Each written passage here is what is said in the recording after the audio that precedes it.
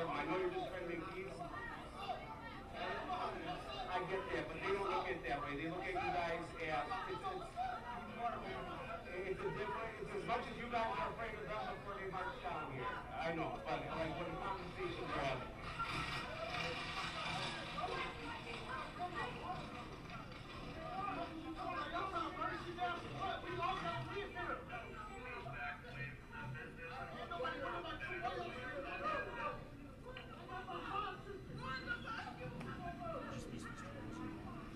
Thanks, guys. Back away from the business. Back away from the business. The rest of the video is the crowd being warded off by gas launched by the police. They launch tear gas, which affects the defendant, it affects Ryan Balch, it affects Kriston Harris, and that group all runs alongside the 59th Street car source, away from the street, away from any protesters. At no point in that video do you hear any threat that Joseph Rosenbaum makes. It's not there. Trust me. If the defense had it, they'd play it for you.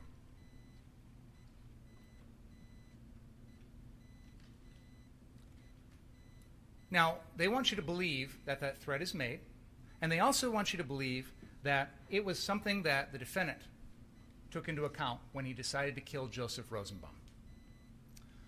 One of the questions that occurs to me is, how would the defendant even know who that guy is? Because earlier in the night, Joseph Rosenbaum is wearing a red shirt and a blue bandana. But by the time he's killed, he's got no shirt on. He's got no blue bandana. This is someone the defendant has never even met before. He's one of hundreds of people in the crowd. And yet, we're expected to believe that in a split second, the defendant remembers this guy? I don't believe so. So then, that video that I just showed you leaves off at about 11:35 p.m. The police have moved the protesters south of 60th Street. They've tear gassed the crowd, and there's no protesters left. 59th Street is no longer in any danger.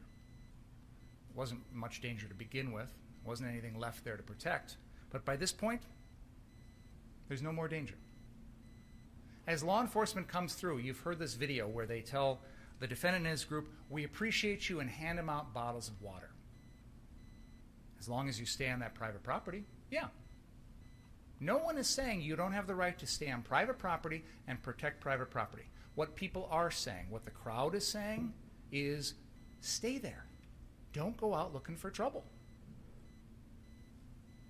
The defendant hears this message from the police and takes it the wrong way.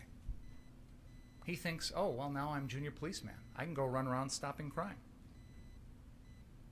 But I asked him and I asked some other witnesses, if the police are there on the scene and the protesters are gone, go home.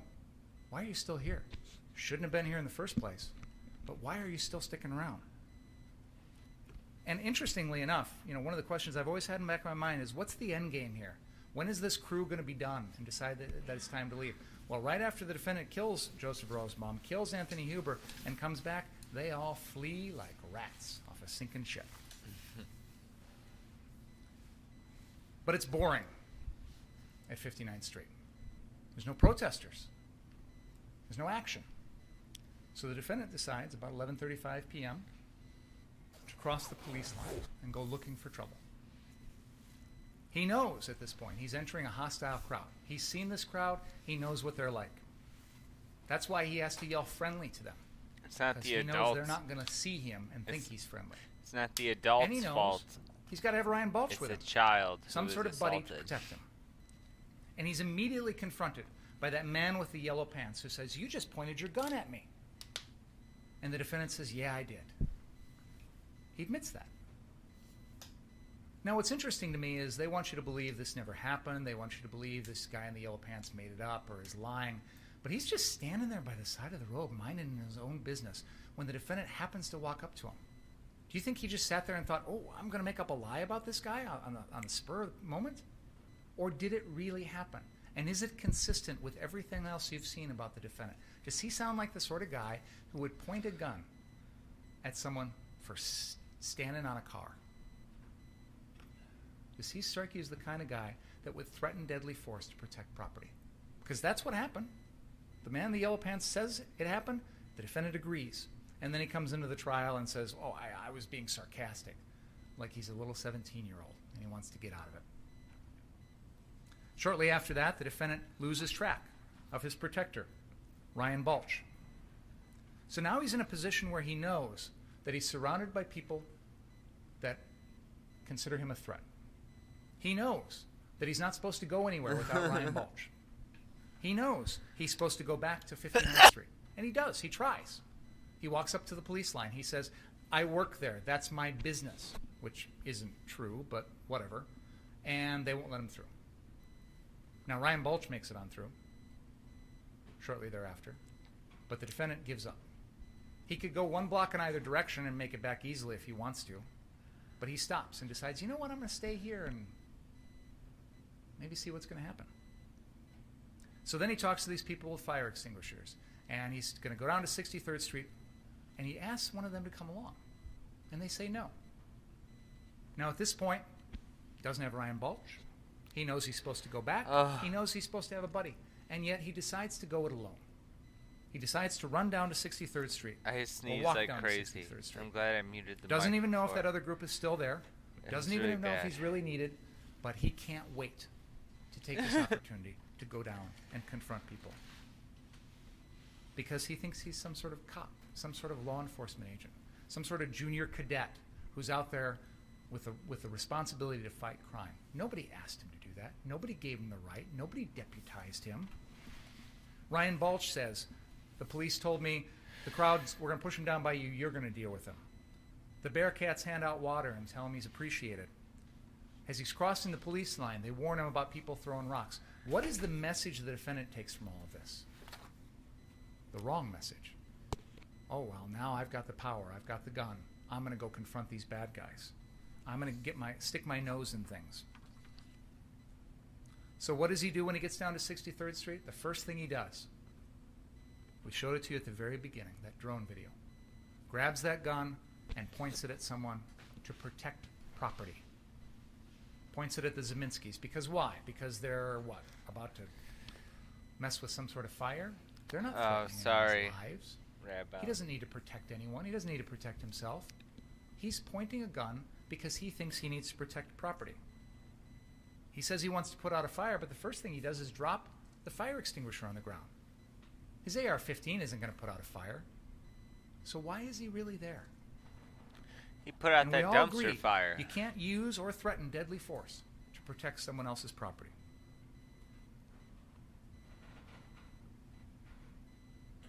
You are here to decide whether or not his actions are legally justified, not to buy pathetic excuses that might be given to you.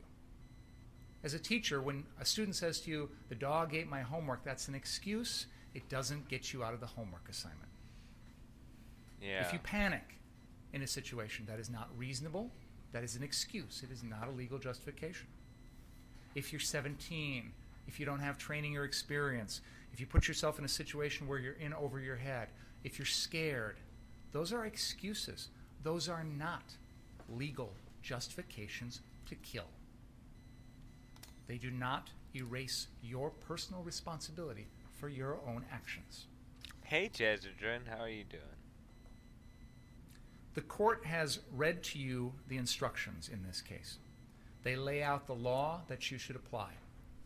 That reading took a long time, and I understand there was a lot to digest. And one of the things that you will have the opportunity to do when you go back and deliberate is read through those instructions yourselves. Because I get that listening to them doesn't always make it clear. But I encourage you to focus on some things when you consider the defendant's behavior in this case. You are told that criminally reckless conduct is conduct that threatens other people's lives Yeah, and poses you're right. an unreasonable I should be and asleep right substantial now. risk to other people. There is But no this is dispute the historic. defendant's activities here threatened other people's lives. He took 2 lives. You know, this is not like a normal murder case. A lot of murder cases we're in here trying to convince a jury that the defendant killed somebody. That's not in dispute here. That's the easy part. The question is, does he get a pass? Do we think that's okay? Do we think what he did was right? That's the question you have to answer. And when you consider whether his conduct was criminally reckless, consider, did it pose an unreasonable and substantial threat to the safety of others? Count 4 charges him with first-degree intentional homicide of Anthony Huber.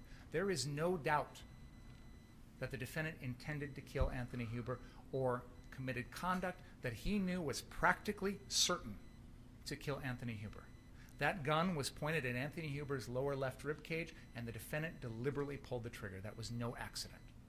And when you do that with an AR-15 against someone's body, it is practically certain to kill. We all know this case comes down to self-defense. But there's a high bar for using deadly force in a self-defense situation. Yeah. The law says that the defendant may intentionally use force which is intended or likely to cause death or great bodily harm only if the defendant reasonably believed that the force was necessary to prevent imminent death or great bodily harm to himself. So did Joseph Rosenbaum pose an imminent threat of death or great bodily harm to the defendant? To his No butthole, absolutely. Did Anthony Huber pose Kyle Rittenhouse an only imminent 8 threat years of older death or than the great bodily 5 harm to kids the that defendant? Absolutely guy not. Did Jump fucked Kick Man or Gage Gross forcefully No. in a rape None scenario, of these pedophile rape scenario. posed an imminent threat to the defendant's life or to cause great bodily harm. The standard, when you make this decision, is what a person of ordinary intelligence and prudence would have believed in the defendant's position under the circumstances that existed at the time of the alleged offense. The reasonableness of the defendant's beliefs must be determined from the standpoint of the defendant at the time of the defendant's acts and not from the viewpoint of the jury now. So put yourself in the defendant's position. Would you have done the same thing? Would a reasonable person have done the same thing? Would you have engaged in the reckless conduct that led to this course of events? Would you have gone out after curfew with an AR-15 looking for trouble? Would you have aimed at other people? Would you have tried to use the gun to protect an empty car lot? No reasonable person would have done these things. The court has also instructed you on provocation.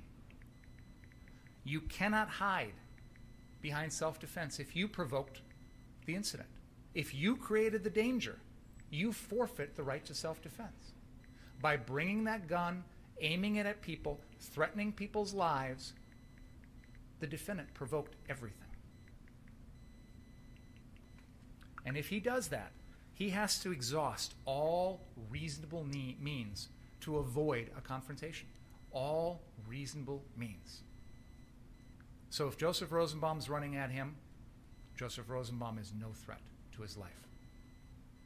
And not only is the defendant expected to run, he's expected to yell, push, shove that rag doll around, run back for help, call 911, call for help, do all sorts of other things besides just turn and fire 4 shots as Joseph Rosenbaum falls helpless to the ground.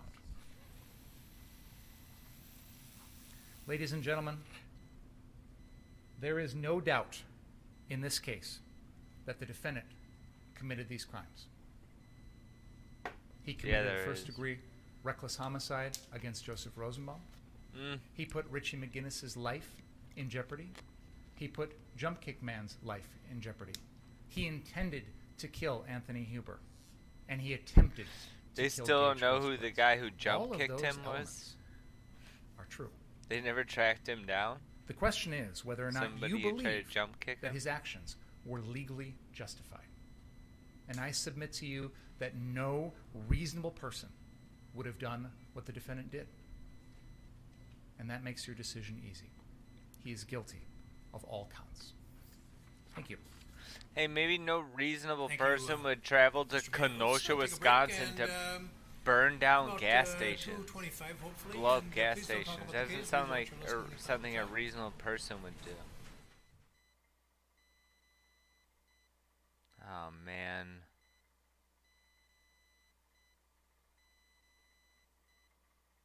Damn, we're only 15 minutes into this, and it looks like they're recessing. Is this gonna all go down tonight? Or today? Look at Kyle. Is he wearing a... His tie is the same color as his undershirt.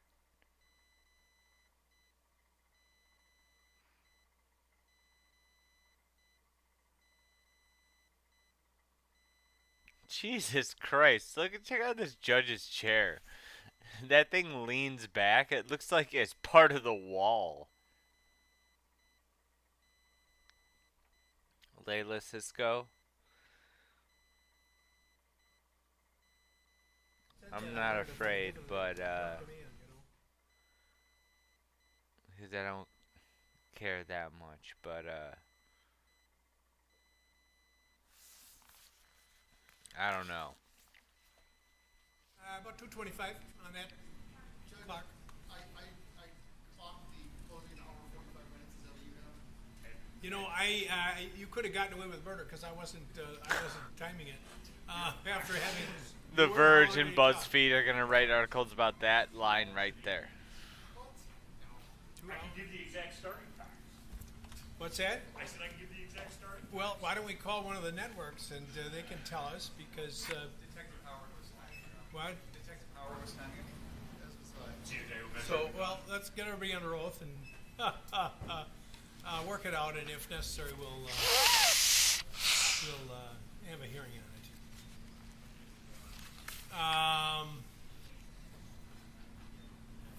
That's all that came through.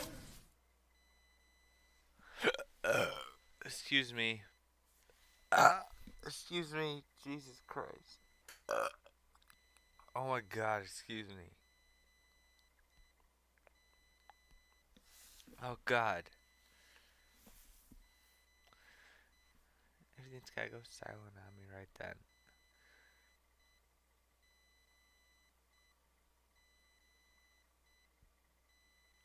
What was a joke laugh?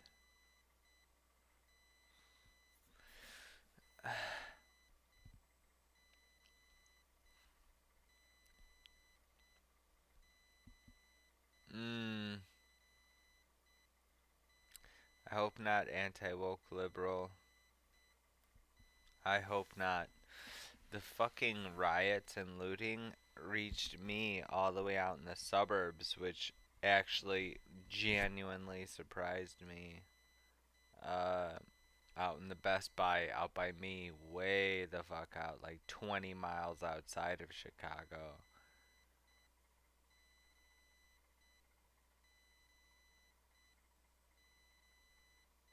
Smashed up that Best Buy. I don't know how much they definitely got some shit, but yeah. I don't think it's gonna be as bad as that, but yeah.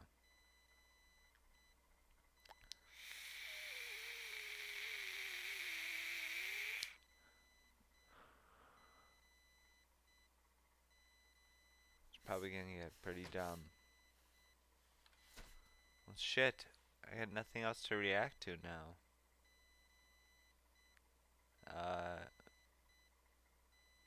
I have nothing else to react to until it happens.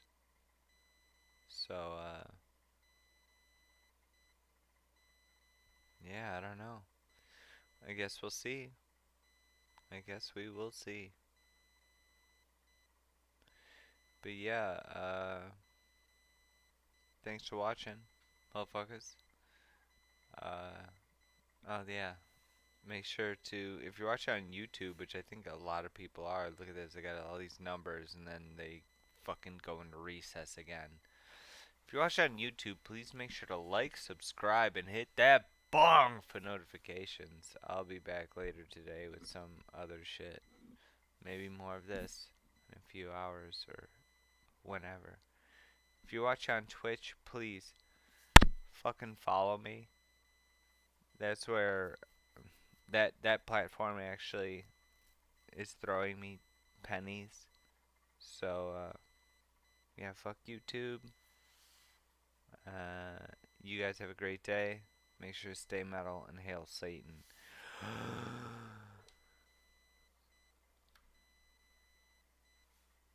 Yeah. I was trying to think of something else to say, but I don't know. I hate reggae music. I hate it. Chicago Monster. That's right. Chicago Monster. Chicago Monster. That's right. Monster. That's right. Monster. That's right. Chicago Monster.